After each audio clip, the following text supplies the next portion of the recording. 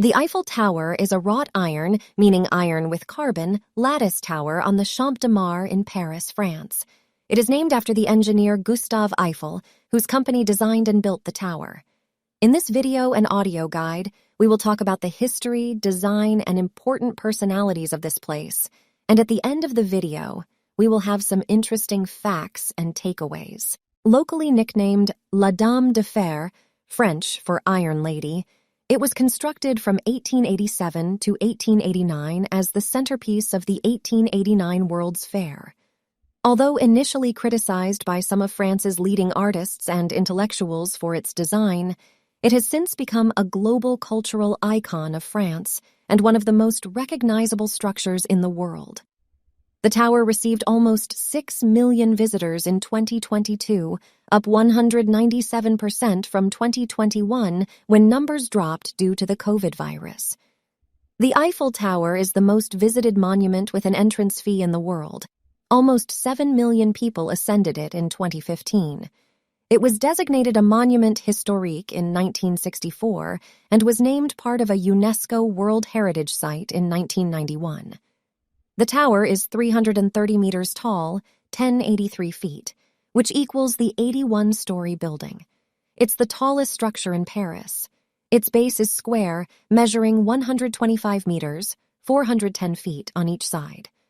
During its construction, the Eiffel Tower surpassed the Washington Monument to become the tallest human-made structure in the world, a title it held for 41 years, until the Chrysler Building in New York City was finished in 1930. It was the first structure in the world to surpass both the 200-meter and 300-meter mark in height. Due to the addition of a broadcasting aerial at the top of the tower in 1957, it is now taller than the Chrysler Building by 5 meters, 17 feet. Excluding transmitters, the Eiffel Tower is the second tallest freestanding structure in France after the Millau Viaduct bridge in southern France. The tower has 3 levels for visitors, with restaurants on the first and second levels. The top level's upper platform is 276 meters above the ground, 906 feet, the highest observation deck accessible to the public in the European Union. Tickets can be purchased to ascend by stairs or lift to the first and second levels. The climb from ground level to the first level is over 300 steps, as is the climb from the first level to the second, making the entire ascent a 600-step climb. Although there is a staircase to the top level, it is usually accessible only by lift. On this top, third level is a private apartment built for Gustave Eiffel's private use. He decorated it with furniture by Jean Lachaise and invited friends such as Thomas Edison. Let's quickly talk about the history of this building. The Eiffel Tower was designed by Maurice Koechlin and Émile Nouguier, 2 senior engineers of the company, Compagnie des Établissements Eiffel. It was envisioned after the discussion about a suitable centerpiece for the proposed 1889 Exposition Universelle, a World's Fair to celebrate the centennial of the French Revolution. Eiffel openly acknowledged that the inspiration for the tower came from the Ladding Observatory built in New York City in 1853. In May 1884, working at home, Koechlin made a sketch of their idea, described by him as a great pylon, consisting of 4 lattice girders standing apart at the base and coming together at the top, joined together by metal trusses at regular intervals. Eiffel initially showed little enthusiasm, but he did approve further study, and the 2 engineers then asked Steven Sauvestre, the head of the company's architectural department, to contribute to the design. Sauvestre added decorative arches to the base of the tower, a glass pavilion to the first level, and other embellishments. The new version gained Eiffel's support. He bought the rights to the patent on the design, and the project was put on display at the Exhibition of Decorative Arts in 1884 under the company name. Quite a little progress was made until 1886, when Jules Grévy was re-elected as President of France and Edouard Lockroy was appointed as Minister for Trade. A budget for the exposition was passed, and on the 1st of May, Lockroy announced an alteration to the terms of the open competition. On the 12th of May, a commission was set up to examine Eiffel's scheme and its rivals, which, a month later, decided that all the proposals except Eiffel's were either impractical or lacking in details. A contract was signed 7 months later.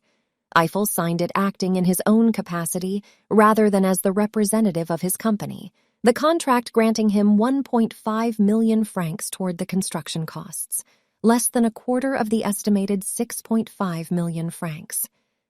Eiffel was to receive all income from the commercial exploitation of the tower during the exhibition and for the next 20 years. He later established a separate company to manage the tower, putting up half the necessary capital himself. A French bank, the Crédit Industriel et Commercial, helped finance the construction of the Eiffel Tower. It then appeared that the bank took these funds from Haiti's government to compensate French slave owners for lost income after the Haitian Revolution in 1804. The design and sizes of the Eiffel Tower were an object of mass criticism from French artists. Gustave Eiffel responded to these criticisms by comparing his tower to the Egyptian pyramids. "My tower will be the tallest edifice ever erected by man. Will it not also be grandiose in its way? And why would something admirable in Egypt become hideous and ridiculous in Paris?" Some of the protesters changed their minds when the tower was built. Others remained unconvinced. It is believed that Guy de Maupassant supposedly ate lunch in the tower's restaurant every day because it was the one place in Paris where the tower was not visible. The enormous amount of exacting preparatory work that took place behind the scenes. The drawing office produced 1,700 general drawings and 3,629 detailed drawings of the 18,000 different parts needed. The construction foundation started in January 1887. Each of the 4 shoes was anchored to the stonework by a pair of bolts 10 centimeters in diameter, 4 inches, and 7.5 meters long, 25 feet.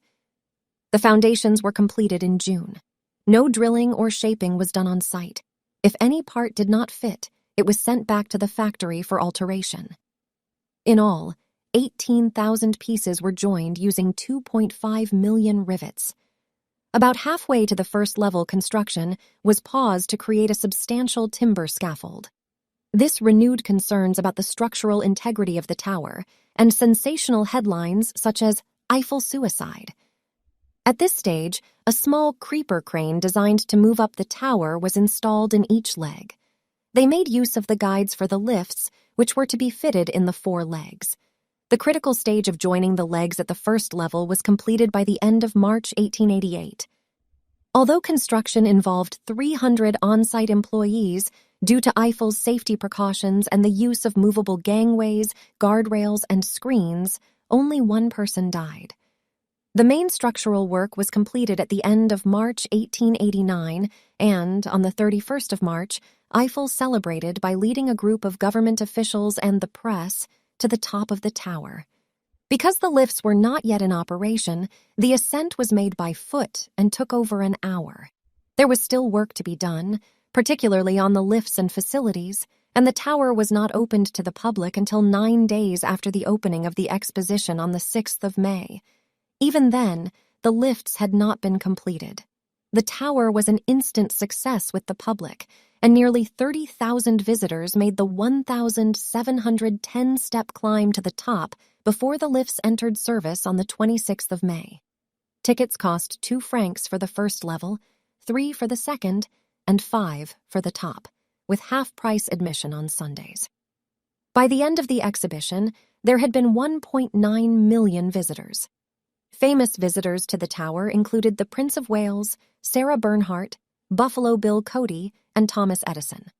Edison signed the guest book with this message: "To Mr. Eiffel, the engineer, the brave builder of so gigantic and original specimen of modern engineering, from one who has the greatest respect and admiration for all engineers, including the great engineer the bon Dieu, Thomas Edison." Eiffel made use of his apartment at the top of the tower to carry out meteorological observations and also used the tower to perform experiments on the action of air resistance on falling bodies. Eiffel had a permit for the tower to stand for 20 years. It was to be dismantled in 1909 when its ownership would revert to the city of Paris. The city had planned to tear it down, but as the tower proved to be valuable for many innovations in the early 20th century, particularly radiotelegraphy, it was allowed to remain after the expiry of the permit. Later, the city improved the lift system. The tower was used for different science purposes, meteorology, transmitting, different measurements, city illumination, testing waves, etc. In 1940, during the German occupation, the French cut lift cables, and the tower was closed to the public until 1946. In 1944, Hitler ordered General Dietrich von Choltitz to demolish the tower along with the rest of the city, but he disobeyed the order. Before the Germans had been driven out of Paris, the German flag was replaced with a tricolor by two men from the French Naval Museum. In 1964, the Eiffel Tower was officially declared to be a historical monument by the Minister of Cultural Affairs, André Malraux. According to interviews, in 1967, Montreal Mayor Jean Drapeau negotiated a secret agreement with Charles de Gaulle for the tower to be dismantled and temporarily relocated to Montreal during the Expo. But the plan was allegedly vetoed by the company operating the tower. In 1982, the original lifts between the second and third levels were replaced after 97 years in service. It reduced the journey from 8 to less than 2 minutes. In 1987, A.J. Hackett made one of his first bungee jumps from the top of the Eiffel Tower. In 1991, Thierry Devaux, along with mountain guide Hervé Calveyrac, performed a series of acrobatic figures while bungee jumping from the second floor of the tower. In 1999, famous flashing lights and high-powered searchlights were installed on the tower. In 2002, the tower received its 200 millionth guest. Today, radio and digital television signals are still transmitted from the Eiffel Tower. The Eiffel Tower has 4 levels: ground floor with 4 towers and lifts. First floor is publicly accessible by elevator or stairs. There is the Eiffel restaurant and other facilities. Second floor is also publicly accessible by elevator or stairs. It has several gourmet and Michelin restaurants. The third floor is the top floor, publicly accessible by elevator. Originally, there were laboratories for various experiments and a small apartment reserved for Gustave Eiffel. Today, there is still Eiffel's flat open to the public more as a museum. Additionally, there is a champagne bar on this floor. Interesting facts and takeaways. The Eiffel Tower was the tallest building in the world between 1889 and 1930, and it is still the highest structure in Paris. Gustave Eiffel engraved on the tower the names of 72 French scientists, engineers, and mathematicians in recognition of their contributions to the building of the tower. It's been a part of a UNESCO World Heritage Site since 1991. The total weight of the building, carcass, lifts, shops, and antennae, has brought the total weight to approximately 10.1 thousand tons. The tower is painted in 3 shades, lighter at the top, getting progressively darker towards the bottom to complement the Parisian sky. The Eiffel Tower is the most visited monument with an entrance fee in the world. The height of the tip is 330 meters, or 1083 feet. The Eiffel Tower sways by up to 9 centimeters, 3.5 inches in the wind. Maintenance of the tower includes applying 60 tons of paint every 7 years to prevent it from rusting. The tower has been completely repainted at least 19 times since it was built. The illumination of the tower is considered an original visual creation, protected by copyright. As one of the most famous landmarks in the world, the Eiffel Tower has been the inspiration for many replicas and similar towers: Blackpool Tower, Tokyo Tower, replica in Las Vegas, Kings Island in Mason, Ohio, Durango, Mexico. In 2011, the TV show Pricing the Priceless on the National Geographic Channel speculated that a full-size replica of the tower would cost approximately $480 million to build. This would be more than 10 times the cost of the original budget. Due to high demand, make sure to buy tickets to the tower beforehand.